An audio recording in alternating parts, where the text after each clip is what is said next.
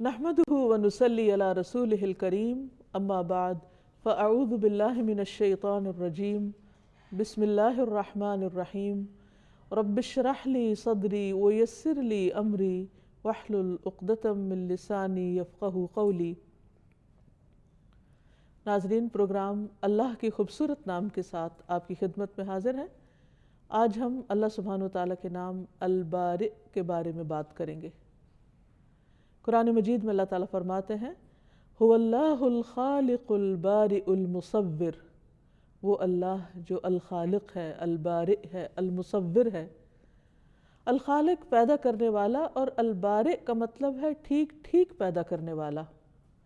چیزوں کو ان کے تقاضے کے مطابق تخلیق کرنے والا، ان کو وجود میں لانے والا۔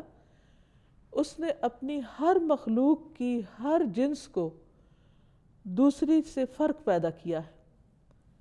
اور ہر مخلوق کو وہی صورت دی ہے جو اس کے لائق تھی۔ مثلا کسی بھی پھل کو، کسی بھی چیز کو آپ رکھ کر دیکھیں اپنے سامنے، اور پھر سوچیں کہ کیا اس کا سائز اس سے بڑا ہونا چاہیے تھا یا اس سے چھوٹا،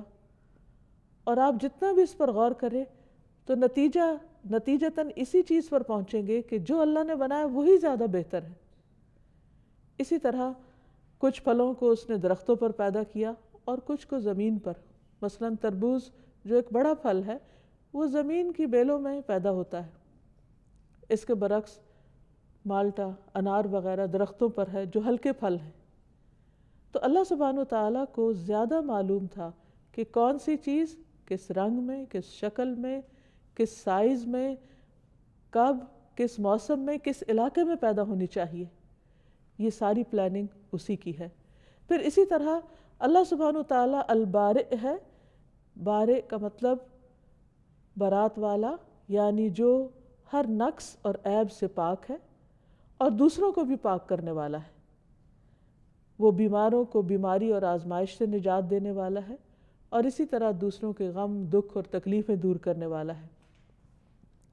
ہر عیب مذمت سے پاک ہے اور پاک کرنے والا بھی ہے، نجات دینے والا بھی ہے۔ پھر اسی طرح اللہ سبحانہ و تعالیٰ مختلف چیزوں کو ایسی کیفیت پر، ایسے طریقے سے گھڑتا ہے کہ جو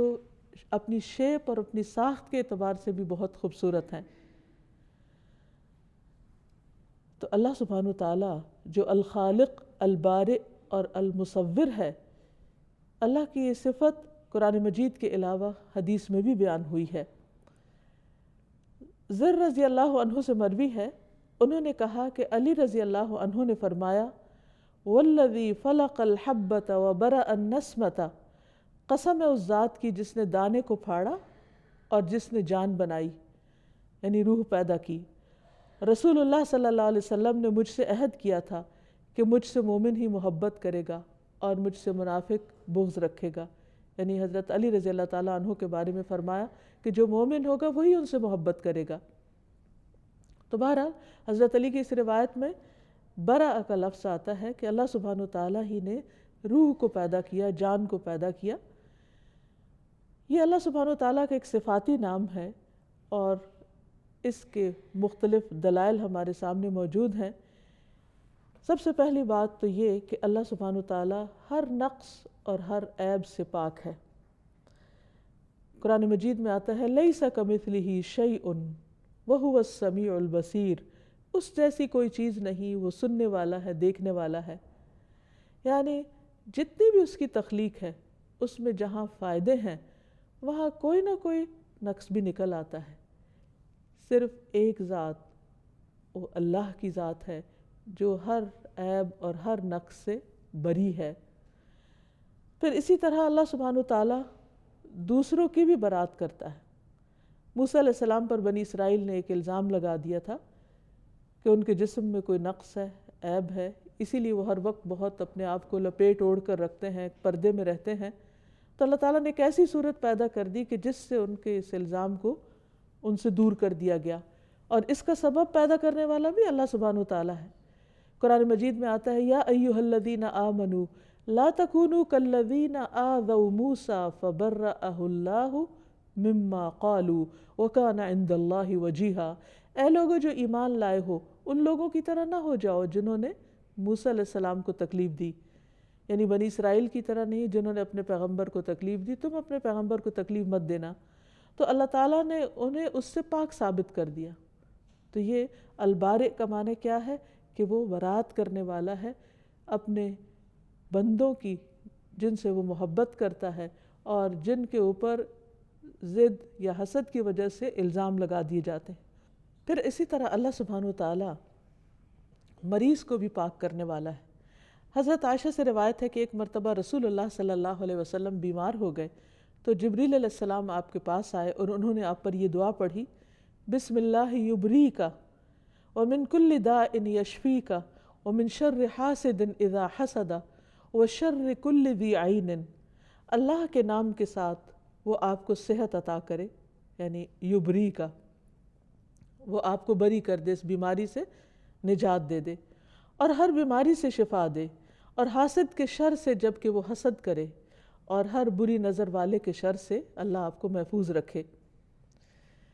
پھر یہ ہے کہ اللہ سبحانہ وتعالیٰ نے جو چیز پیدا کی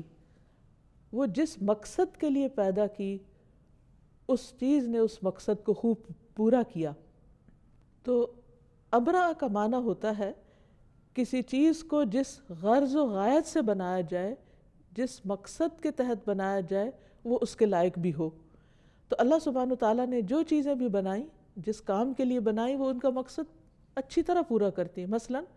پانی کو پیاس بجھانے کا ذریعہ بنایا، اور قرآن مجید کا اس کا ذکر بھی فرمایا۔ اللہ سبحانہ وتعالیٰ جو البارئ ہے، تو ہمیں اس کے اس نام سے یہ بھی پتہ چلتا ہے کہ اس نے جو کچھ تخلیق کیا، جو کچھ بنایا، اسے جس غرض یا جس مقصد کے لیے بنایا اس کے بالکل موافق ہی بنایا۔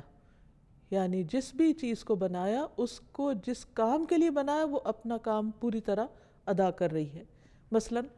پانی کو پیاس بجھانے کا ذریعہ بنایا۔ قرآن مجید میں اللہ تعالیٰ فرماتے ہیں وَمَا يَسْتَوِي الْبَحْرَانِ هَذَا عَذْبٌ فُرَاتٌ سَائِغٌ شَرَابُهُ وَهَذَا مِلْحٌ أُجَاجٌ وَمِن كُلٍّ تَأْكُلُونَ لَحْمًا طَرِيًّا وَتَسْتَخْرِجُونَ حِلْيَةً تَلْبَسُونَهَا وَتَرَى الْفُلْكَ فِيهِ مَوَاخِرَ لِتَبْتَغُوا مِن فَضْلِهِ وَلَعَلَّكُمْ تَشْكُرُونَ۔ اور دو سمندر برابر نہیں ہوتے، یہ میٹھا پیاس بجھانے والا ہے، یعنی ایک حصے کو اس نے میٹھا بنایا جس سے پیاس بجھائی جاتی ہے، جس کا پانی آسانی سے حلق سے اترنے والا ہے،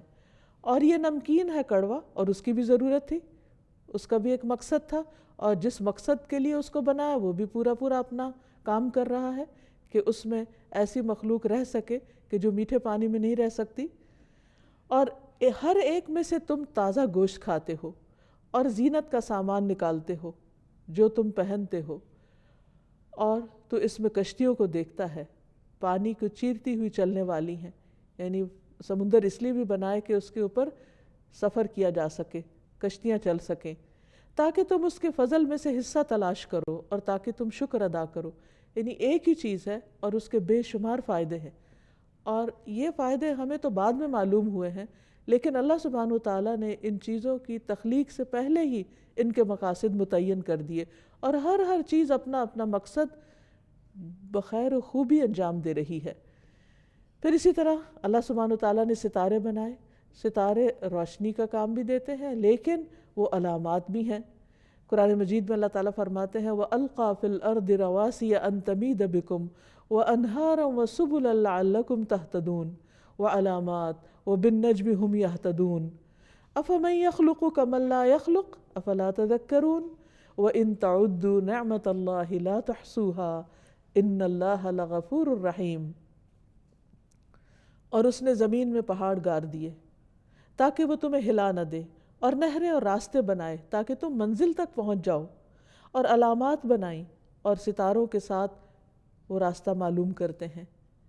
تو کیا وہ جو پیدا کرتا ہے اس کی طرح ہے جو پیدا نہیں کرتا؟ یعنی خالق اور مخلوق کہیں برابر بھی ہو سکتے ہیں؟ ہرگز نہیں۔ کیا پھر تم نصیحت حاصل نہیں کرتے؟ اور اگر تم اللہ کی نعمتوں کو گننا چاہو تو گن نہیں سکتے، شمار نہیں کر سکتے، ان کا احاطہ نہیں کر سکتے، ان کے سارے فائدے اور مقاصد معلوم نہیں کر سکتے۔ بے شک اللہ یقیناً بے حد بخشنے والا، نہایت مہربان ہے۔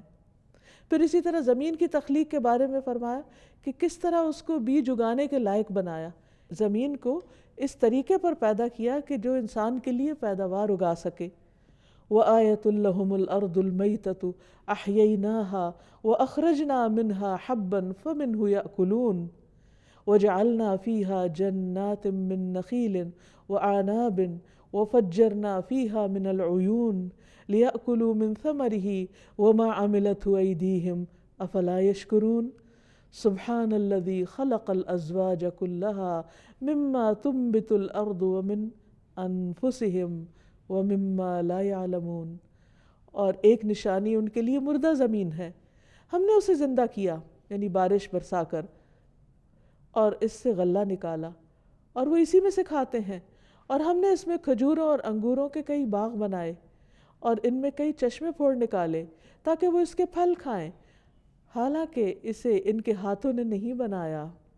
یعنی جو کچھ یہ کھا رہے ہیں، جو کچھ یہ استعمال کر رہے ہیں، یہ کسی انسان کی بنائی ہوئی چیز نہیں ہے۔ پھر کیا وہ شکر ادا نہیں کرتے؟ یعنی اصل کام انسان کا کیا تھا کہ وہ ان سب نعمتوں کو استعمال کر کے اللہ کا شکر ادا کرے اور اس کی فکر کرے، لیکن بندے اپنے حصے کا کام نہیں کرتے تو بھی اللہ سبحانہ وتعالیٰ کو کچھ فرق نہیں پڑتا۔ فرمایا پاک ہے وہ جس نے سب کے سب جوڑے پیدا کیے ان چیزوں سے جنہیں زمین اگاتی ہے، اور خود ان میں سے اور ان چیزوں سے جنہیں وہ جانتے نہیں۔ اب دیکھیے کہ یہ آیت 1400 سال پہلے نازل ہوئی اور اس میں ذکر کیا گیا ہے کہ ہر چیز کے اندر جوڑے موجود ہیں، اور کچھ عرصہ پہلے انسان نے یہ ڈسکور کیا کہ جوڑے صرف انسانوں یا حیوانوں میں نہیں،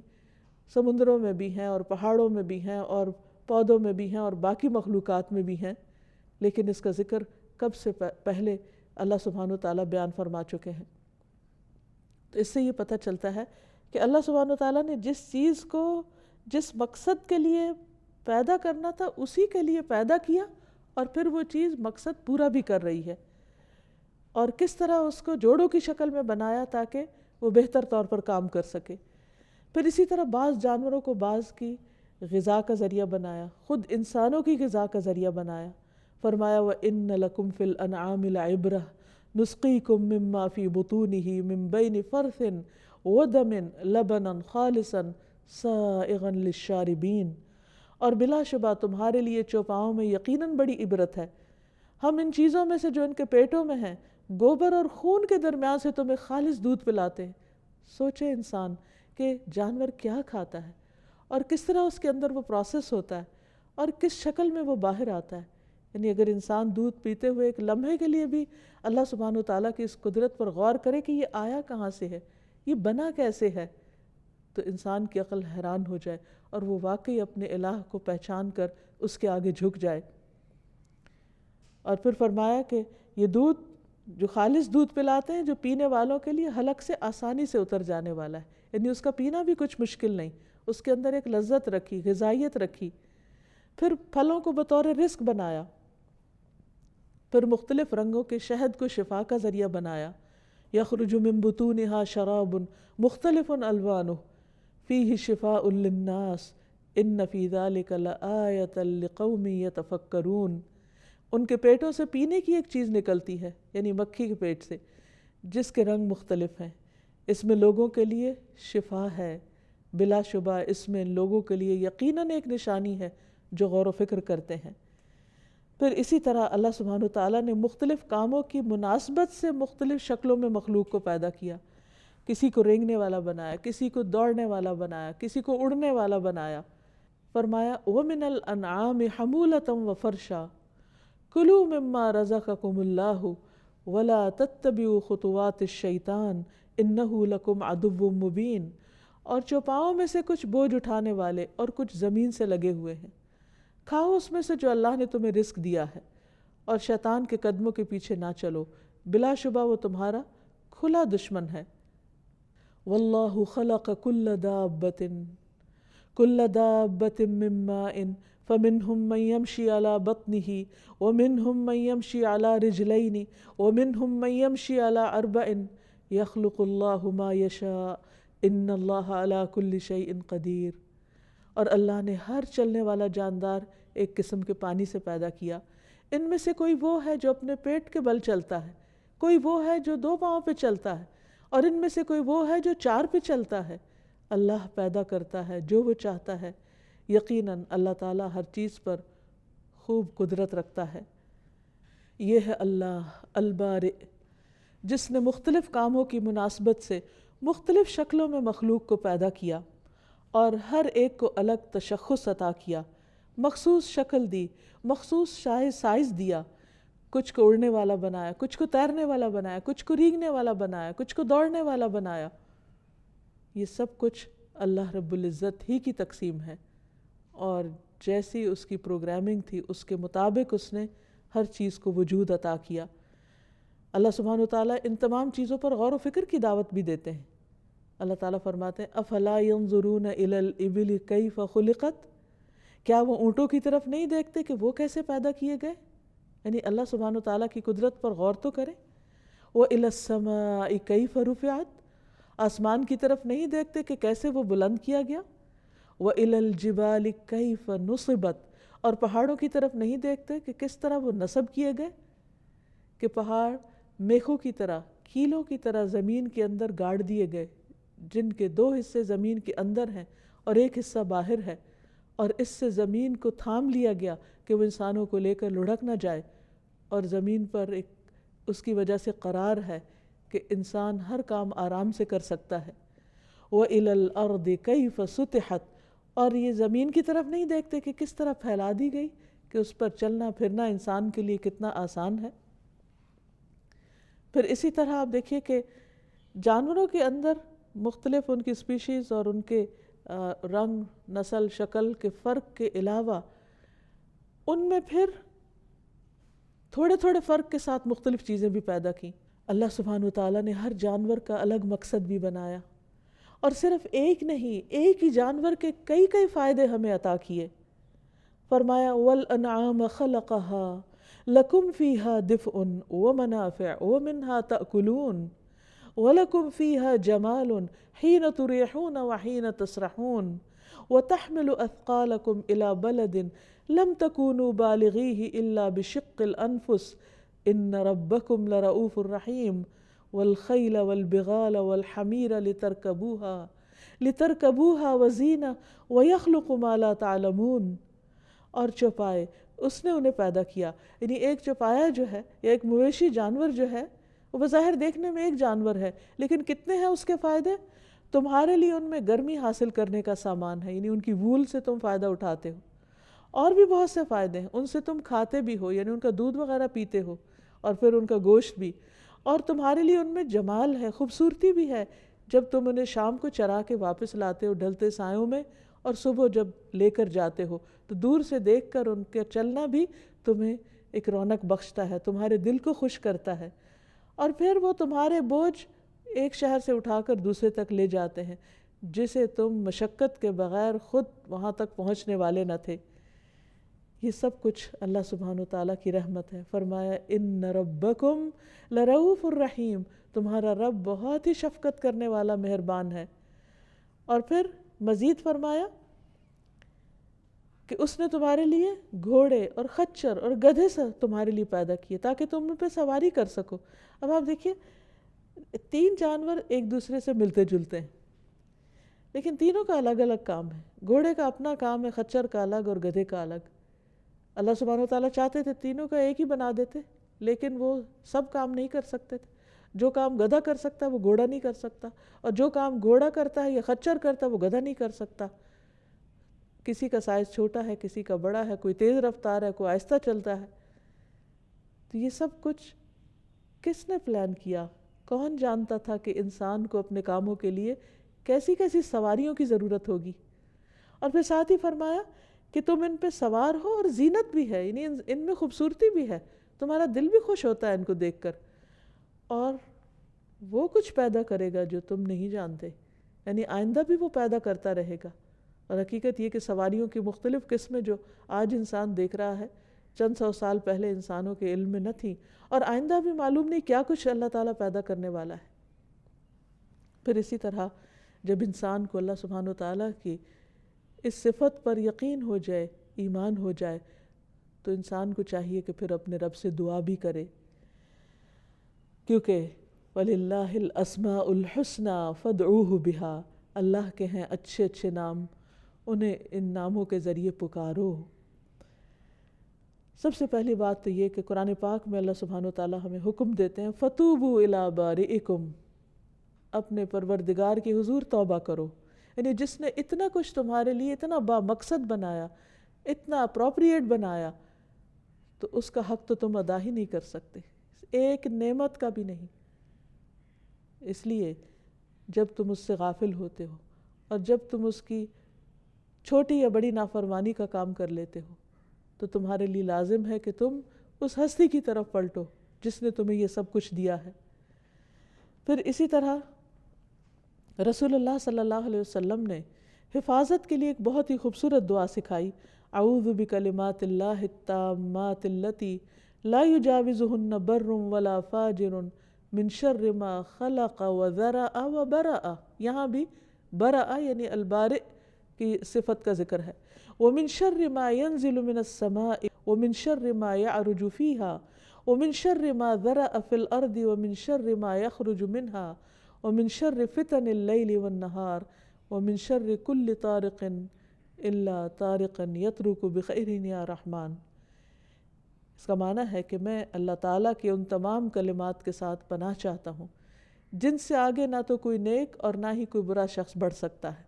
یعنی یہ کلمات اس کے شر کو روک دیں گے، ہر اس چیز کے شر سے جس کو اللہ نے بنایا، پیدا کیا اور پھیلایا، اور ہر اس چیز کے شر سے جو آسمان سے اترتی ہے یا جو اس میں چڑھتی ہے، اور اس چیز کے شر سے جسے اس نے زمین میں پیدا کیا، اور اس چیز کے شر سے جو زمین سے نکلتی ہے، اور رات اور دن کے فتنوں کے شر سے، اور رات کو آنے والے کے شر سے، سوائے اس کے جو خیر کا باعث ہو، اے رحم فرمانے والے۔ تو اس طرح انسان ہر طرح کے شر سے اپنے آپ کو بچانے کے لیے اپنے رب کا سہارا لیتا ہے اور اس کے دامن میں پناہ لیتا ہے ان دعاؤں کو مانگ کر۔ اسی طرح انسان کے لیے لازم ہے کہ وہ اللہ سبحانہ وتعالیٰ کے ساتھ ایسا تعلق قائم کرے کہ جس سے وہ اپنی زندگی کے مقصد کو پورا کر سکے اور بے مقصدیت سے نکلے، کیونکہ اللہ تعالیٰ نے ہر چیز کو ایک مقصد کے ساتھ ایک خاص طریقے پر پیدا کیا ہے۔ تو اس سے ہمیں کیا سبق ملتا ہے کہ جس رب نے مختلف چیزیں ایک خاص ڈیزائن کے ساتھ بنائی، ایک خاص سائز میں بنائی، ایک خاص رنگ میں بنائی، تاکہ ہماری ضرورت پوری ہو سکے، اور وہ تمام چیزیں اسی کے مطابق عمل بھی کر رہی ہیں، اپنا مقصد بھی پورا کر رہی ہیں، تو پھر ہمارے لیے کیا لازم ہے کہ ہم بھی اپنی زندگی کا مقصد پورا کریں، اور وہ کیا ہے کہ اللہ کے حق کو سب کے حقوق پر زیادہ ترجیح دیں،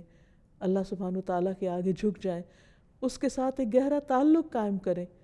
اور جب اس کی نعمتوں کو دیکھیں، اس کی تخلیق کو دیکھیں، تو یا بارئ پکار اٹھیں۔ پھر ایک اور بڑی اہم بات یہ ہے کہ اللہ تعالیٰ نے جس چیز کو جس مقصد کے لیے پیدا کیا ہے، جس فطرت پر پیدا کیا ہے، اس کے مطابق اس کو استعمال کریں، اسے دوسری چیزوں میں استعمال نہ کریں، کیونکہ اس سے شر اور فساد پھیلتا ہے۔ مثلا نبی کریم صلی اللہ علیہ وسلم نے فرمایا، بنی اسرائیل میں سے ایک شخص بیل پہ سوار ہو کے جا رہا تھا، تو اس بیل نے اس کی طرف دیکھا اور کہا، سوار سے کہا، میں اس لیے نہیں پیدا کیا گیا، میری پیدائش تو کھیت میں ہل جوتنے کے لیے ہوئی ہے۔ یعنی اللہ سبحانہ تعالیٰ نے اسے ایک اور کام کے لیے پیدا کیا اور تم کوئی اور کام اس سے لے رہے ہو۔ پھر اسی طرح ہشام بن زید کہتے ہیں کہ میں انس رضی اللہ عنہ کے ساتھ حکم بن ایوب کے پاس گیا، تو کچھ لوگ میرے گھر میں ایک مرغی کو نشانہ بنا کے تیر مار رہے تھے، نشانہ بازی کر رہے تھے مرغی پہ۔ تو انس رضی اللہ عنہ نے فرمایا کہ رسول اللہ صلی اللہ علیہ وسلم نے اس بات سے منع فرمایا کہ جانوروں کو باندھ کے نشانہ بازی کی جائے، یعنی مرغی اس لیے نہیں بنی کہ اس پر ہم نشانہ بازی سیکھیں۔ اسی طرح جانوروں کی کرسی بنا کر ان پر نہیں بیٹھنا چاہیے۔ رسول اللہ صلی اللہ علیہ وسلم نے فرمایا، جانوروں پر اس وقت سوار ہوا کرو جب وہ صحیح سالم ہو، اور صحیح حالت میں ان کو چھوڑ دیا کرو، یعنی ان کو پریشان نہ کرو، اور راستوں میں آپس کی گفتگو کے لیے انہیں کرسیاں نہ بنایا کرو، یعنی یہ نہیں کہ مثلا دو شخص اپنے اپنے گدھے کھڑے کر لیں اور اس پر اس طرح بیٹھ جائیں جیسے کرسی پہ بیٹھتے ہیں، اور اس پہ ہنسے بولے کھیلیں اور نیچے جانور کو تکلیف ہو۔ وہ ایک بیلنسڈ طریقے سے، متوازن طریقے سے جب انسان ان پہ سواری کرتا ہے اور وہ راستے پر چلتا ہے تو وہ اس پر بیٹھنا اور بات ہے، لیکن ان کو دوسرے طریقے سے استعمال کرنا یہ اس کی مرضی کے خلاف ہے۔ پھر اسی طرح یہ ہے کہ باقی تمام چیزوں میں بھی انسان اللہ سبحانہ وتعالیٰ کی تخلیق میں انٹرفیرنس نہ کرے، یعنی پودوں کے اندر یا پانی کے اندر ایسے کام نہ کرے کہ جس سے زمین پر شر اور فساد پھیلے، لیکن انسان نے چونکہ ان تمام چیزوں کو بعض اوقات صحیح طور پر استعمال نہیں کیا، تو اسی وجہ سے آج ہم دیکھتے ہیں کہ دنیا بھر میں بہت زیادہ ایٹماسفیئر کے اندر تبدیلی اور تغیر کا جو مسئلہ پیدا ہو گیا ہے، جو خطرہ ہم سب کے اوپر منڈلا رہا ہے کہ کس طرح ویدر چینج ہو رہے ہیں، کس طرح بارشوں کے موسم اور باقی تمام چیزوں کے اندر تبدیلی پیدا ہو رہی ہے، اوزون لیئر کے اندر رکھنے پیدا ہو گئے ہیں جس کو انسان کی ایک طرح سے حفاظت کے لیے اللہ سبحانہ وتعالیٰ نے رکھا، لیکن انسان نے اللہ کی مخلوق کو یا اللہ کی بنائی ہوئی چیزوں کو جب مس یوز کیا یا ان کاموں کے لیے نہیں کیا جن کے لیے وہ پیدا کی گئی تھی، تو اس سے اس کو خود ہی تکلیف ہوئی یا اس کے لیے مشکلات کھڑی ہو گئیں۔ انسان کو یہ حق بھی نہیں کہ اللہ کی بنائی ہوئی چیزوں کا جو مقصد اللہ تعالیٰ نے متعین کیا یا جس چیز پر اللہ نے ان کو بنایا اس میں کسی قسم کی خلل اندازی کرے۔ مثلا سمندروں کے اندر ایسے تجربات کرنا کہ جس سے وہاں کی مخلوق کو تکلیف پہنچے اور سمندری زندگی خطرے میں پڑ جائے، یہ بھی اللہ سبحانہ وتعالیٰ کی تخلیق اور اس کے منصوبے کے اندر دست اندازی ہے۔ اسی طرح پودوں کے اندر اپنی مرضی سے تبدیلیاں پیدا کرنا، مختلف طرح کی غذاؤں کے رنگ یا شکل بدل دینا یا ان کے ساتھ اس قسم کا تجربہ کرنا کہ جس سے ان کی ظاہری حالت بدل جائے یا ان کے رنگ بدل جائیں یا ان کی تاثیر بدل جائے، تو اس چیز کی بھی اجازت نہیں ہے اور اس سے بھی بچنا چاہیے، کیونکہ فطرت کے ان امور میں مداخلت یہ دراصل ایک شیطانی کام ہے۔ شیطان نے یہ کہا تھا وَلَآمُرَنَّهُمْ فَلَا يُغَيِّرُنَّ خَلْقَ اللَّهِ، میں انہیں حکم دوں گا اور یہ اللہ کی خلق کو بدل دیں گے، یعنی اللہ سبحانہ وتعالیٰ نے چیزوں کو جس رنگ میں، جس ڈھنگ میں، جس مقصد کے لیے پیدا کیا ہے وہ انسانوں کو اس مقصد سے پھیر دیں گے، تو ان چیزوں سے بچنا بھی نہایت ضروری ہے۔ اللہ سبحانہ وتعالیٰ جو ہر چیز کا خالق ہے اور جس نے ہر چیز کو ایک مقصد کے لیے پیدا کیا ہے، وہ مقصد کیا ہے کہ یہ تمام چیزیں انسان کی خدمت کریں، لیکن انسان نے بعض اوقات اللہ تعالیٰ کی اس تخلیق کو خود اللہ کے برابر قرار دے دیا اور انسان اللہ کو پوجنے کی بجائے شجر اور حجر کو پوجنے لگے، درختوں اور پتھروں کو پوجنے لگے۔ تو البارئ پر ایمان لانے کا ایک تقاضا یہ بھی ہے کہ ہم نہ صرف یہ کہ اس شرک سے پرہیز کریں بلکہ اس شرک سے بیزاری کا اعلان بھی کریں، اس سے برات کا اظہار بھی کریں۔ قرآن مجید میں اللہ تعالیٰ فرماتے ہیں قُلْ أَيُّ شَيْءٍ أَكْبَرُ شَهَادَةً قُلِ اللَّهُ شَهِيدٌ بَيْنِي وَبَيْنَكُمْ وَأُوحِيَ إِلَيَّ هَذَا الْقُرْآنُ لِأُنذِرَكُمْ بِهِ وَمَنْ بَلَغَ أَإِنَّكُمْ لَتَشْهَدُونَ أَنَّ مَعَ اللَّهِ آلِهَةً أُخْرَى قُلْ لَا أَشْهَدُ قُلْ إِنَّمَا هُوَ إِلَٰهٌ وَاحِدٌ وَإِنَّنِي بَرِيءٌ مِّمَّا تُشْرِكُونَ۔ کہہ دیجئے کون سی چیز گواہی میں سب سے بڑی ہے؟ کہہ دیجئے اللہ میرے درمیان اور تمہارے درمیان گواہ ہے، اور میری طرف یہ قرآن وحی کیا گیا تاکہ میں تمہیں اس کے ساتھ خبردار کروں اور اسے بھی جس تک یہ پہنچے۔ کیا بے شک تم واقعی گواہی دیتے ہو کہ بے شک اللہ کے ساتھ کچھ اور معبود بھی ہیں؟ کیا واقعی عقل مانتی ہے اس بات کو کہ اللہ کی مخلوق خالق کے برابر بھی ہو سکتی ہے؟ کہہ دیجئے میں تو یہ گواہی نہیں دیتا۔ آپ کہہ دیجئے کہ وہ تو صرف ایک ہی معبود ہے اور بے شک میں اس سے بری ہوں جو تم شریک ٹھہراتے ہو۔ افسوس یہ ہے کہ انسان جس کو اللہ سبحانہ وتعالیٰ نے عقل دی تھی، سوچنے سمجھنے کی صلاحیت دی تھی، غور و فکر کی صلاحیت دی تھی، کہ اگر اس کے پاس کتاب وحی نہ بھی ہوتی تو بھی وہ اس عقل کے ساتھ مخلوق کی عبادت نہ کرتا، لیکن جب انسان اس درجے پر اتر آتا ہے تو اللہ سبحانہ وتعالیٰ اس چیز کو، اس سے برات کا اعلان کرتے ہیں اس سے بیزاری کا اظہار کرتے ہیں، اور اپنے حبیب محمد صلی اللہ علیہ وسلم کو بھی اس بات کا حکم دیتے ہیں کہ آپ بھی اعلان کر دیجئے کہ میں اس سے بری ہوں جو بھی تم اللہ کا کسی کو شریک بناتے ہو۔ پھر اسی طرح اللہ سبحانہ وتعالیٰ کی دی گئی خبروں میں شک کرنے سے بھی برات کا اعلان کرنا چاہیے۔ ہر اس شک اور شبہ سے بری ہونا چاہیے جو اللہ تعالیٰ کی دی ہوئی کسی خبر کے مخالف ہو۔ مثلا اللہ تعالیٰ نے آخرت کے بارے میں بہت ساری ایسی باتیں ہمیں بتائی ہیں کہ جو ابھی ہمارے مشاہدے میں تو نہیں آ سکتی، لیکن وحی کے ذریعے ہمیں ان کی خبر دے دی گئی ہے۔ مثلا جنت، جہنم،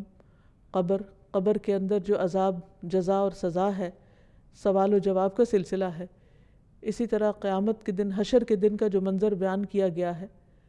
تو ان تمام چیزوں پر ایمان لانا ہمارے لیے ضروری ہے۔ اور اگر کوئی ان میں شک کرے تو اس سے برات کا اعلان کرنا چاہیے کہ ہم تمہارا ساتھ نہیں دیتے اور ہم ان چیزوں پر ایمان رکھنے والے ہیں۔ سورۃ یونس میں اللہ تعالیٰ فرماتے ہیں فَإِن كُنتَ فِي شَكٍّ مِّمَّا أَنزَلْنَا إِلَيْكَ فَاسْأَلِ الَّذِينَ يَقْرَؤُونَ الْكِتَابَ مِن قَبْلِكَ لَقَدْ جَاءَكَ الْحَقُّ مِن رَّبِّكَ فَلَا تَكُونَنَّ مِنَ الْمُمْتَرِينَ۔ پھر اگر تو اس کے بارے میں کسی شک میں ہے جو ہم نے تیری طرف نازل کیا ہے تو ان لوگوں سے پوچھ لے جو تجھ سے پہلے کتاب پڑھتے ہیں، بلا شبہ یقیناً تیرے پاس تیرے رب کی طرف سے حق آیا ہے، سو تو ہرگز شک کرنے والوں میں سے نہ ہو۔ یعنی آپ پورا اس پر یقین رکھیں کہ آپ کو جو کچھ بتایا گیا ہے وہ وحی الہی سے ہے اور بالکل درست معلومات پر مبنی ہے، اور آپ ان لوگوں کے ساتھ موافقت مت کیجیے